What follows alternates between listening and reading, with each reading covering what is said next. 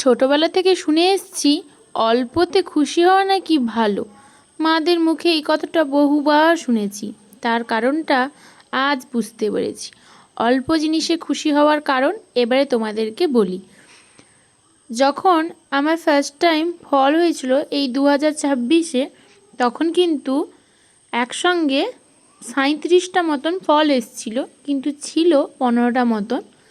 তারপরে ওই ফলগুলোর সাইজ হয়েছিল প্রায় 100 কি 150, এর বেশি কিন্তু কোনোটাই বড় হয়নি।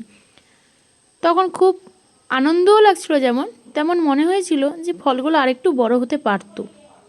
কিন্তু ওই যে একসঙ্গে 15টা ফল দিয়েছে, ওই জন্য ওয়েটটাও কিন্তু কমই হয়েছিল, বেশি কিন্তু হয়নি।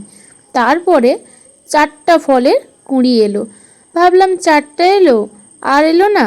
আচ্ছা, মন খারাপ হলেও এখন যখন ফল তুলতে গেলাম তখন কিন্তু খুব আনন্দ হচ্ছিল। মনে মনে এত খুশি হয়েছিলাম যে বলে বোঝাতে পারবো না।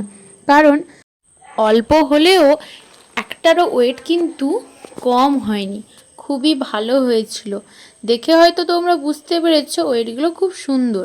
আর ফলগুলো তুলতে যে কি মায়া লাগে কি বলবো, কারণ ছোট থেকে তো তাদেরকে দেখছি, তাই তুলতে কি খুব কষ্ট হয়।